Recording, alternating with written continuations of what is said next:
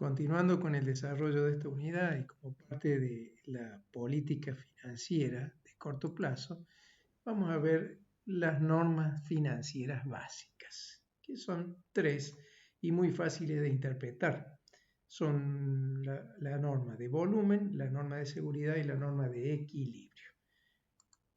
La norma de volumen, vamos a ver, se refiere a que no tiene que haber ni exceso ni defecto, o sea, no estar sobredimensionado ni subdimensionado el capital de trabajo que aplique la empresa para su accionar. Para esto me pareció interesante traer la formulita de Van, incluso para verlo desde una fórmula, desde un punto de vista hasta matemático.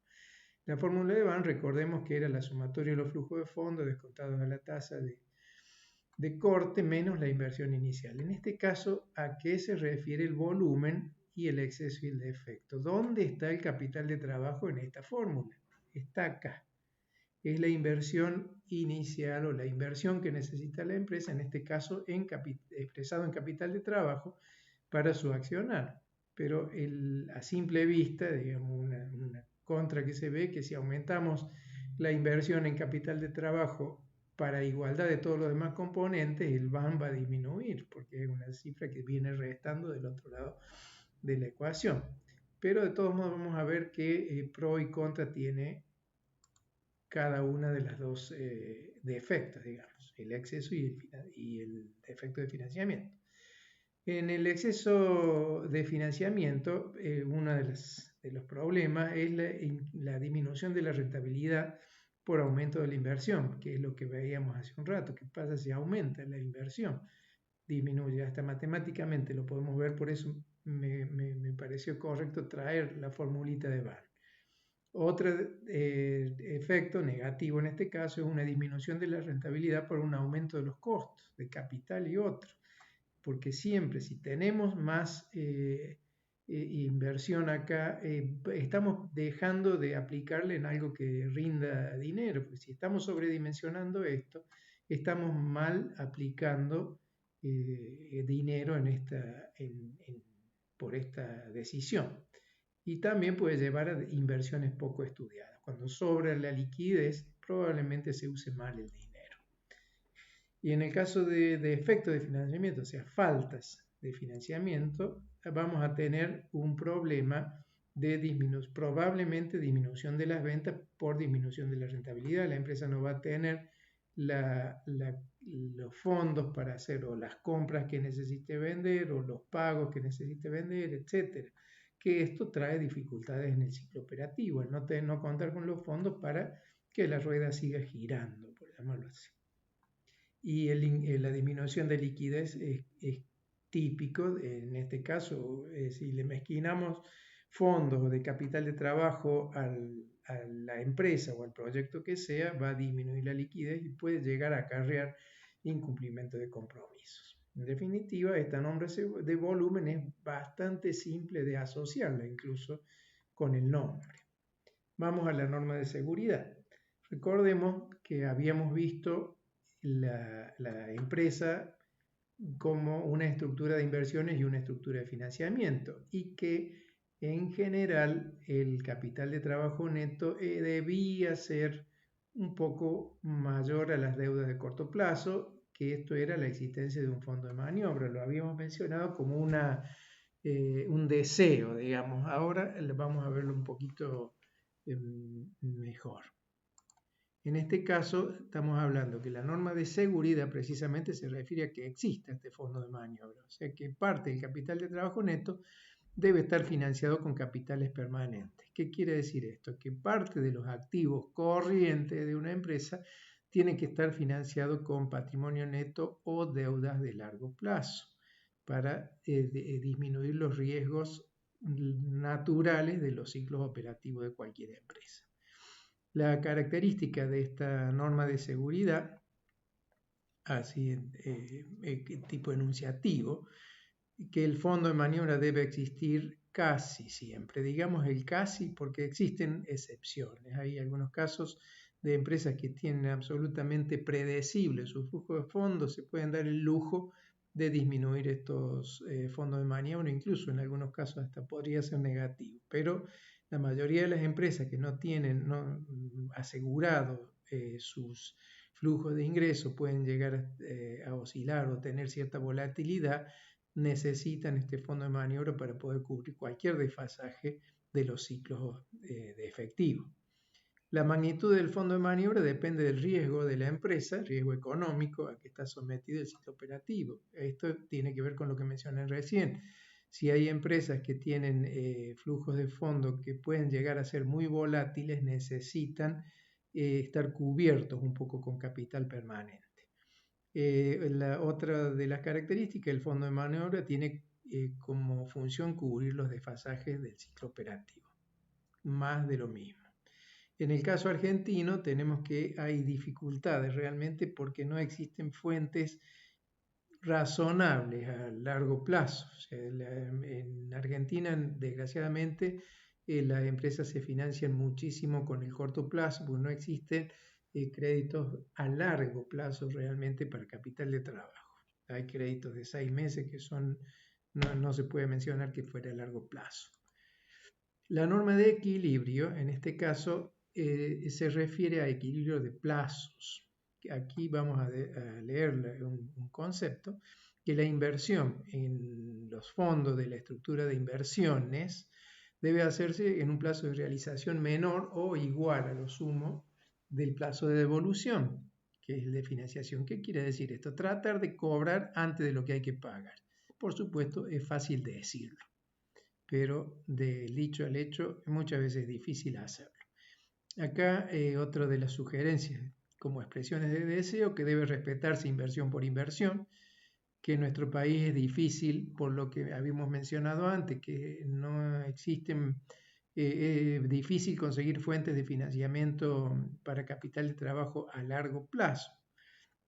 Y en este caso casi que lleva aparejado un racionamiento de capitales, implica que existe realmente, cuando no se puede cumplir esta norma de equilibrio, que se descalcen las operaciones, o sea que muchas veces resulta que se nos viene primero los vencimientos de los pagos antes de que hayamos podido realizar la percepción de los flujos, del proyecto que sea. Las distintas políticas, vamos a ver ahora, existen, se pueden mencionar desde varios puntos de vista. La política financiera, sí, que adopte la empresa se puede reflejar en dos puntos de vista principales. El tamaño de la inversión en activos de corto plazo y cómo se financian los activos de corto plazo. En cuanto al tamaño, dijimos que podíamos invertir más o menos en activos de corto plazo, y la otra parte es cómo se pueden financiar esos activos de corto plazo. De aquí surgen dos políticas diferenciadas muy claramente y que se ven todos los días en la calle con la relación con los clientes.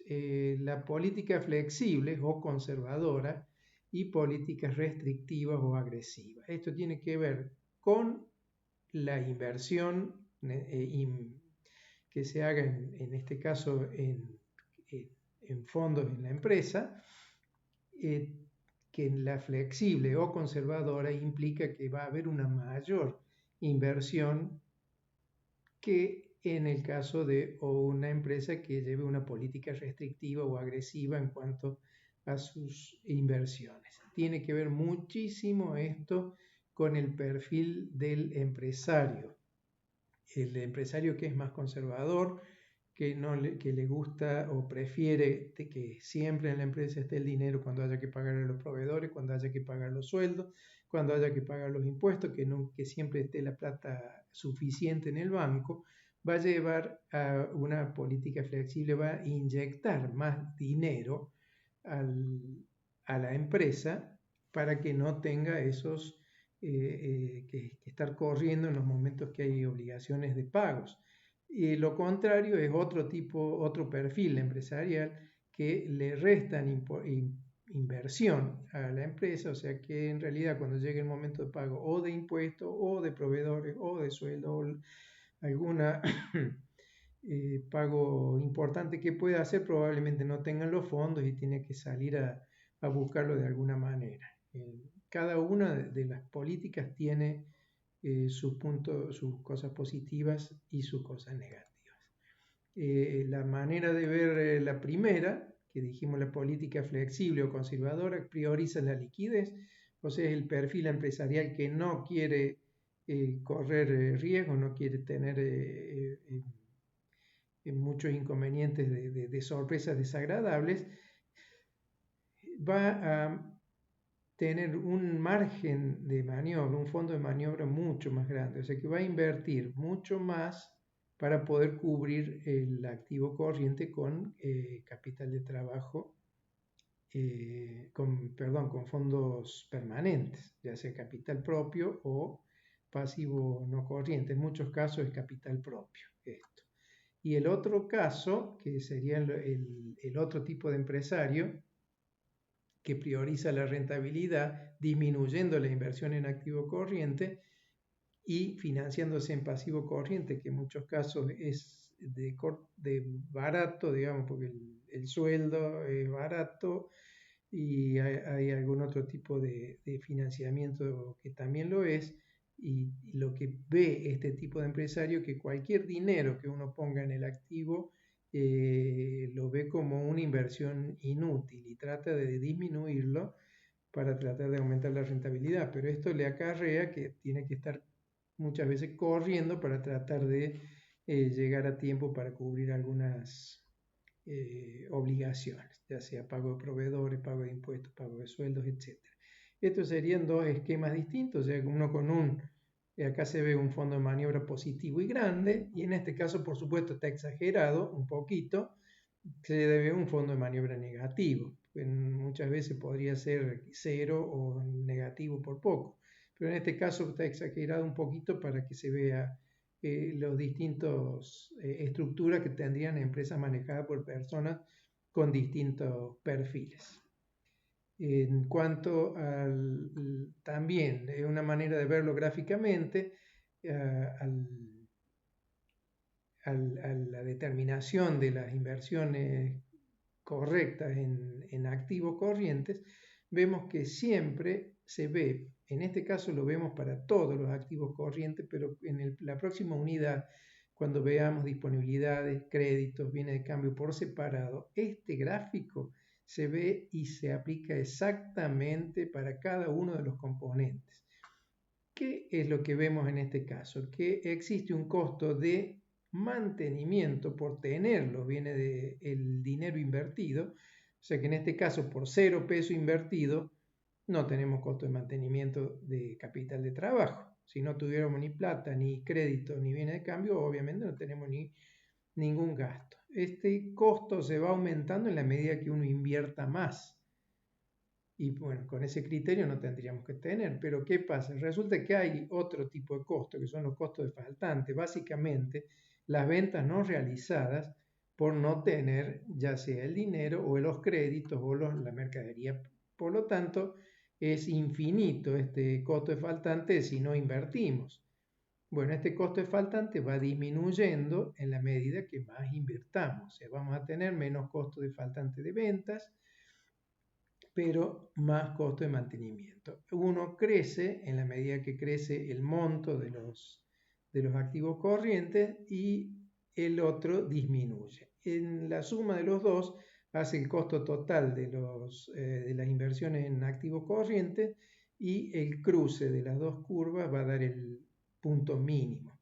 En este caso, los costos de faltantes son básicamente faltantes de ingresos, faltantes de ventas. Y los costos de mantenimiento son básicamente, por el lado del efectivo, sabemos que el dinero per se no crece, el bien más caro que existe, digamos, que más pierde valor con la inflación o por no aplicarlo en alguna cosa que dé utilidad a la empresa. También tenemos por los créditos, si no tenemos interés, el costo de mantenimiento de los bienes de cambio Sería, por ejemplo, los seguros, los seguros de mantenimiento, los costos de incendio que pueda haber, o los costos de deterioro, de obsolescencia. Tenemos muchísimos ejemplos de costos de mantenimiento. Y básicamente, si queremos generalizar y que se aplique para todo, este costo de mantenimiento es el costo de oportunidad que tiene esa inversión. O sea, las oportunidades, recordemos, el costo de oportunidad son el costo de las oportunidades dejadas de aprovechar por tener inversiones acá. O sea que en la medida que más invirtamos acá, vamos a tener menos probabilidad de hacer otro tipo de inversiones que puedan llegar a ser convenientes. Vamos a ver por el lado de la rentabilidad. Del lado del activo corriente vemos que mientras más líquido el activo, menor rentabilidad ofrece. Eso es lo que hace que hay que tratar de disminuirlo dentro de lo posible. Si vamos a esto, convendría minimizar los activos más líquidos. ¿Qué quiere decir esto? Tener menos dinero porque pierde valor.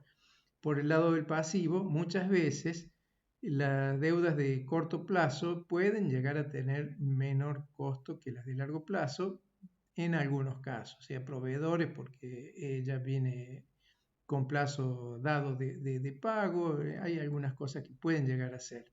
Si es así, convendría financiar lo mayor posible de capital de trabajo con deudas a corto plazo, con este razonamiento. ¿Qué consecuencias puede traer esto? Es la que habíamos visto como política agresiva. Que optimiza la rentabilidad, sí, la vimos, pero tiene fondos de maniobra pequeños o incluso negativos, como en el caso del ejemplo que les puse recién.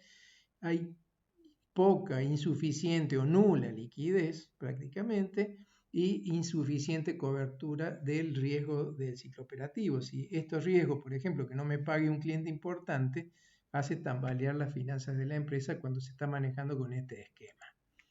Vamos a ver por el otro lado, otra manera de cubrirse contra los riesgos. Mantener una mayor proporción de activos líquidos dentro del capital de trabajo, o sea que dentro de la mezcla viene de cambio, crédito y disponibilidad, tratar de tener más crédito y disponibilidad, pero es relativo todo esto. Este mantenimiento da mayor seguridad, pero reduce la rentabilidad, porque al dejar de tener créditos y viene de cambio contra dinero, disminuye la rentabilidad porque el dinero es lo menos rentable en este caso. Básicamente, como síntesis, el costo de la liquidez, del exceso de liquidez nos estamos refiriendo acá, es una reducción de la rentabilidad. Y el costo de la iliquidez, las pérdidas básicamente se ven por el lado eventualmente de la realización de activos a menos del costo o el incumplimiento de los compromisos.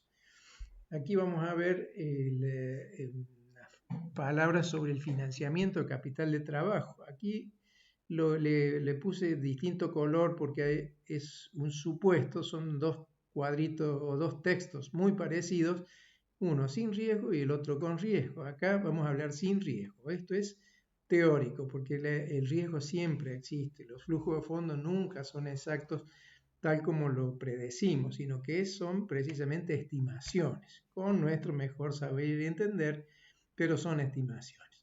Entonces, dentro de un supuesto sin riesgo, lo que se aconseja es financiar cada activo corriente con una operación financiera cuyo vencimiento coincida aproximadamente con el plazo de realización de aquel. Hablando lo que mencionamos hace 5 minutos, la norma de equilibrio.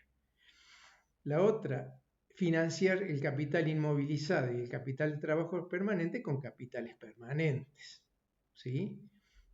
Y las variaciones transitorias de capital de trabajo con deudas a corto plazo. Esto, lo que pasa es que aquí estamos suponiendo que no hay volatilidad en nuestro flujo de fondos, sobre todo los de ingreso. De esta manera, por supuesto, teoría, pero vale la pena saberlo, de esta manera no se usan capitales ni se pagan intereses por periodos que no hagan falta.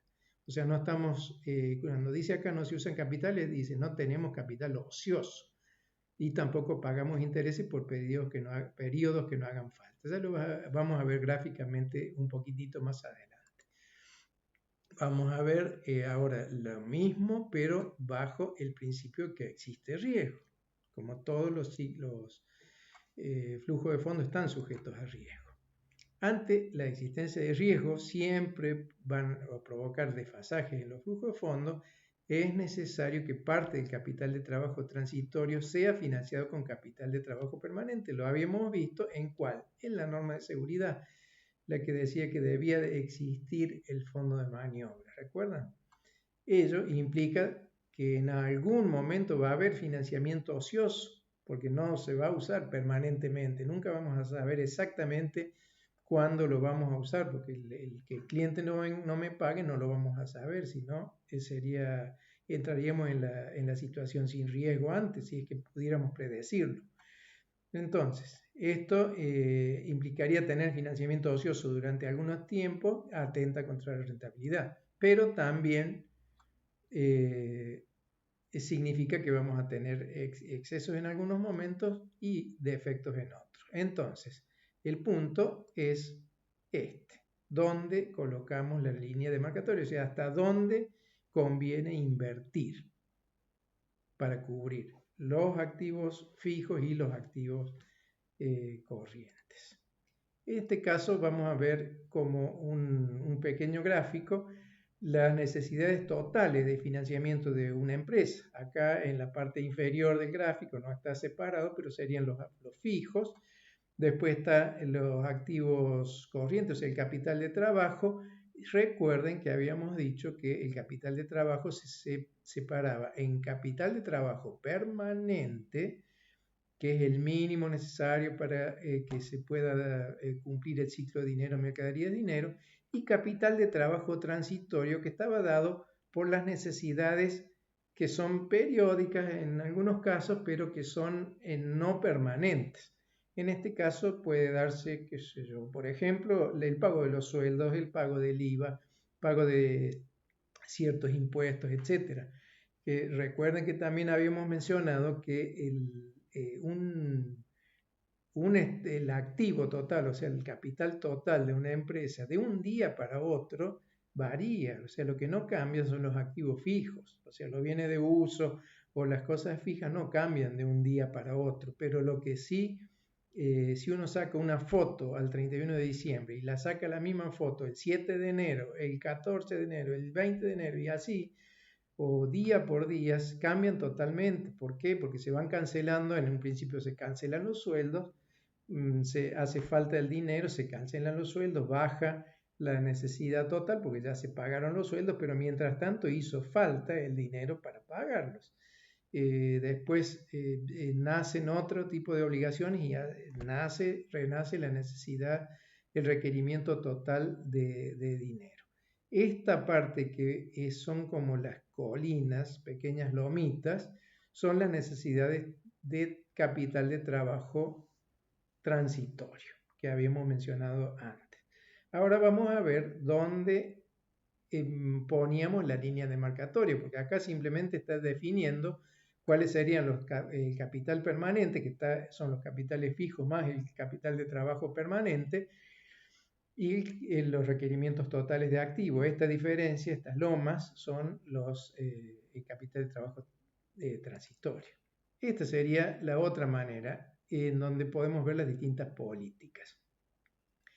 El capital de trabajo permanente sigue siendo esta línea de abajo y aquí vemos lo que habíamos mencionado como distintas políticas de manejo de la empresa o de las finanzas de la empresa. Una persona que tiene una poca aversión al riesgo y a las tensiones, llamémosle así, que quiere invertir poco en capital de trabajo, va a llegar incluso a este lugar, incluso hasta menos, pero para el ejemplo me parece que vale, invierte solo lo que es el capital de trabajo permanente y cuando tiene cualquier necesidad, que sería toda esta loma, estas lomitas, como habíamos visto en el gráfico anterior, tiene que salir a buscar dinero de cualquier lugar porque no lo tiene. El otro caso que habíamos visto, la persona que lleva la política flexible o conservadora, es el tipo de persona que prefiere que cuando llegue el momento del pago de los impuestos, pago de sueldos o ese tipo de necesidades que requieren que existan fondos en la empresa, él ya los tiene. ¿De qué manera? Metiéndole, o sea, retirando menos dinero, dejando más en la empresa, o sea, sobreinvirtiendo, aumentando la I sub O de la fórmula de Bank que habíamos visto.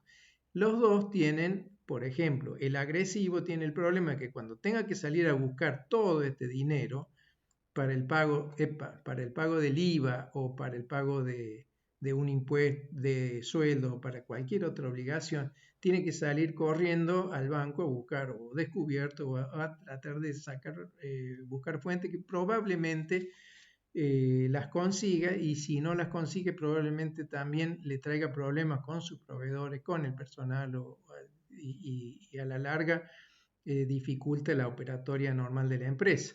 Visto el otro tipo de empresario, que es el conservador, el que mete más dinero en la empresa, va a tener, cuando tenga que pagar el IVA o los sueldos, va a tener el dinero siempre, pero va a haber grandes lugares, que son todos estos valles, que son lugares en donde va a tener la plata en el banco, va a tener mucho dinero en los bancos o en la caja, o en crédito, o en donde sea, o en bienes de cambio, en donde les guste, y no los va a necesitar en momentos que no los necesita. En definitiva, va a tener una sobreinversión que también le juega negativamente. Esto que está pintado acá con una línea celestita sería una política intermedia, que se llama, o sea que en realidad la persona o el empresario invierte un poquito más, que le va a sobrar, sí, en lugares, en momentos cuando no tenga necesidades, va a tener un saldo, tendría, si no hace otra cosa, dinero bastante en los bancos, y le va a faltar un poco cuando lleguen los momentos de los pagos importantes. Lo que sí puede llegar a hacer es tratar de invertir a cortísimo plazo esto para poder tenerlo en este momento y así sucesivamente. De esa manera podría estar cubriendo las necesidades con los excedentes que tuvo en algún momento anterior, sin sobredimensionar la inversión en capital de trabajo. Vamos a ver, acá repetimos esta diapositiva, me pareció que es importante, ya llegando al final prácticamente, pero es qué hacer con los déficits y superávit después de haber visto estos cuadritos. Para los déficits, acelerar lo máximo la cobranza y demorar lo máximo posible los pagos. Es fácil decirlo, sobre todo de acelerar las cobranzas, es fácil, pero es difícil hacerlo.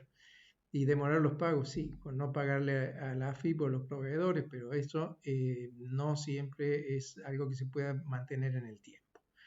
Incrementar los ingresos, disminuir los egresos por distintas vías, cambio de política de ventas, etc.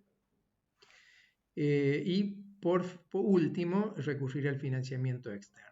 Y en el caso de los superávits, si son transitorios, esto sí es una ley prácticamente, tratar de colocarlos en valores negociables. En nuestro caso sería un plazo fijo, en algo que en un corto plazo me permita, aunque sea,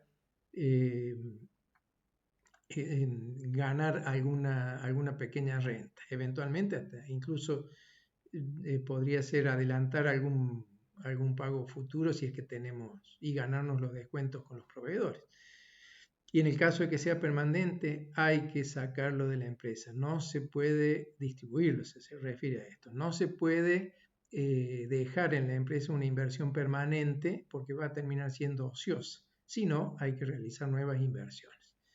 Lo que vamos a ver ahora es un ejemplo numérico de cómo se vería un flujo de fondos para, dice aquí, para plan financiero, o sea, para tener idea de qué es lo que nos está por suceder y cuándo, que es precisamente para lo que sirve en este caso el flujo de fondos.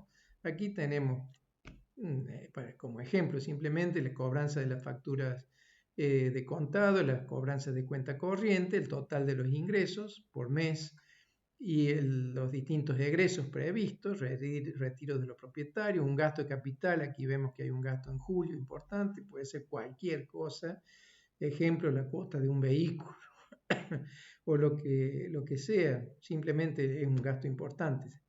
La mano de obra la tenemos de esta manera, los gastos de administración y comercialización previstos, etcétera. Ahí tenemos el total de ingresos. Y esto es el total el saldo que tendríamos mes a mes. En este mes de mayo tendríamos un 85.000 de excedente, en junio un 29.000 de excedente, en julio, si se fijan, gracias a este pago, a esta erogación importante, tenemos un fuerte desfasaje de 136.000 pesos que hay que ver cómo se arregla. Incluso un mes después ya volvemos a respirar, tenemos un superávit financiero.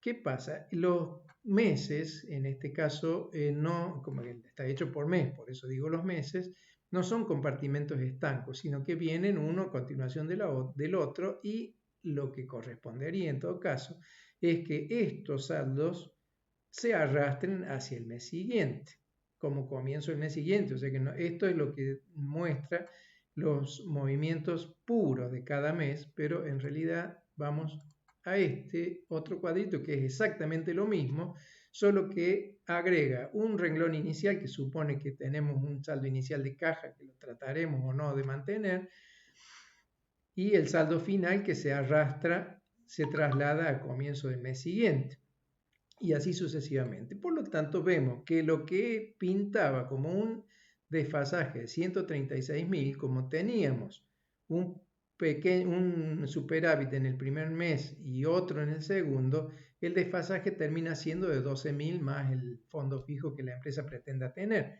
En este caso, lo que tendríamos que ver es por qué podemos hacer para no tener estos 85.000 ociosos. Podríamos estar pensando en hacer un plazo fijo que caiga en julio, tendríamos los intereses de 2 meses para traer acá, lo cual me achicaría este desfasaje de 12, lo mismo con este de 29, me achicaría los intereses, me achicaría. Y la otra cosa, habría que ver qué gasto o qué erogación de aquí se podría trasladar para el futuro o qué cobranza se podría trasladar, porque vemos que en realidad tenemos un desfasaje que termina siendo pequeño. Bueno, eso por ahora, entonces, eso sería todo lo de la unidad 8. La próxima unidad, que es la 9, vamos a ver disponibilidades, créditos y bienes de cambio por separado. Así que, bueno, nos vemos en la próxima.